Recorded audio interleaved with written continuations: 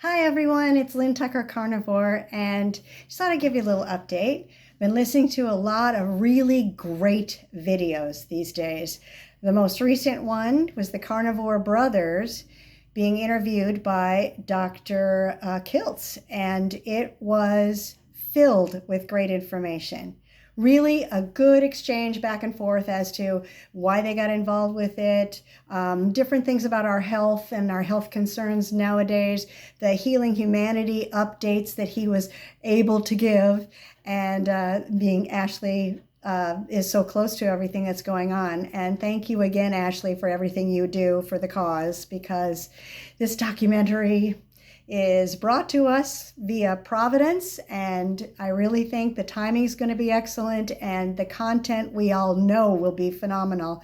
So the editing is going to be great. Everything we've seen so far brings us to tears, and like I said, puts goosebumps on my goosebumps. So I can't wait.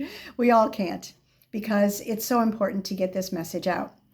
One of the other things I was thinking as they were being interviewed is how many people have asked us to be interviewed ourselves. And I got to tell you, for me personally, I always don't feel worthy. I didn't have to choose carnivore.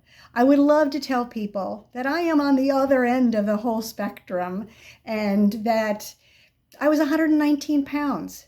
I had a great lipid panel. I had triglyceride. I don't know about my triglycerides, but my HDL was like between 71 and 77 all the time. I had an A1C of 5.1. It actually went up to 5.5 after carnivore, but my nurse practitioner told me that's nothing to be worried about. And so I'm just very competitive. Anyway, I was 5'4". I weighed, like I said, 119 pounds. I didn't think I had anything but a little bit of a pooch because I was getting older.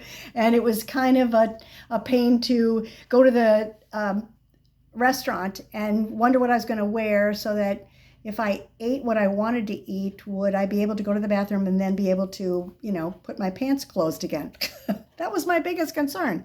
You people have gone through such unbelievable things of health issues and traumas and all the things. I don't even have any way of knowing what it's like, and I feel completely and totally inadequate.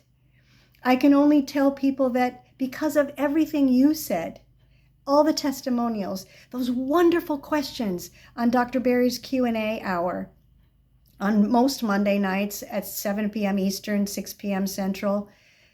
For that hour, listening and learning and hearing about you guys healing your type 2 diabetes and no longer being diabetic.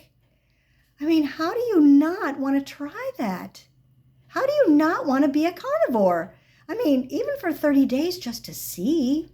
Why, it blows my mind that people aren't willing to try. That people are so entrenched in what their doctors, the same people that have ruined my life in so many different ways and so many different times, even though I told them things, they've done the complete opposite. And white coat syndrome doesn't even begin to describe it.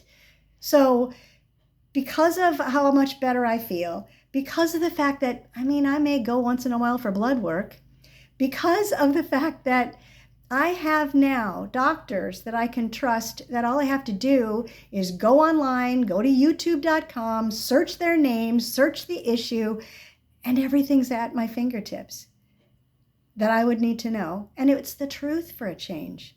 It's not something they told them decades ago in old school medical school. It's current. It's happening. It's the reason these wonderful doctors that want to heal people are going against the grain. And don't say grain, because I was a grain girl, and those are the things I had to give up, not vegetables. So I'm happy to do so.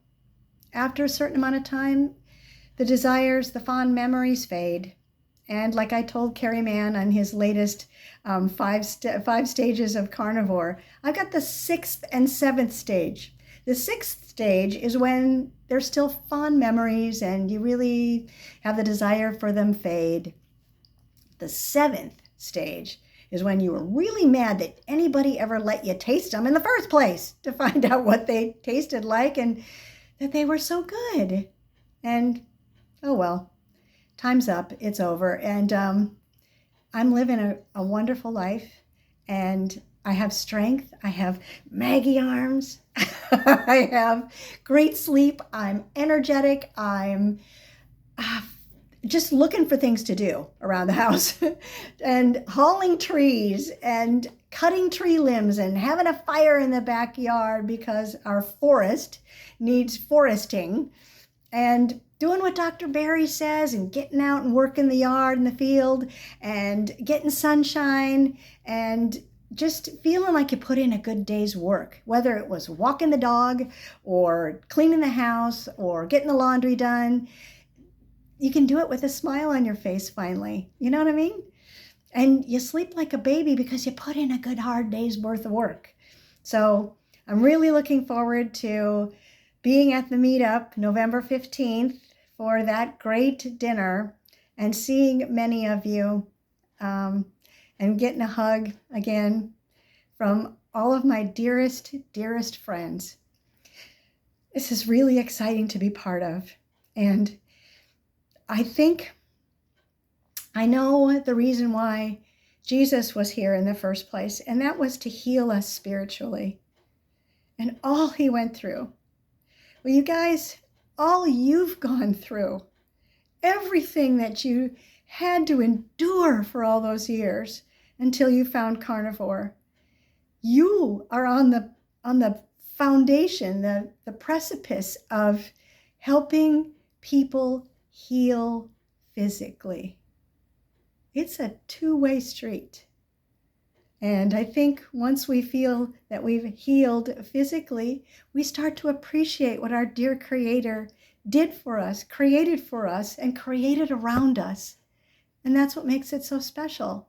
And we feel like getting back to nature, and we feel like putting in a good day's work, and we feel like sleeping well and eating well, the way our Creator intended us to eat.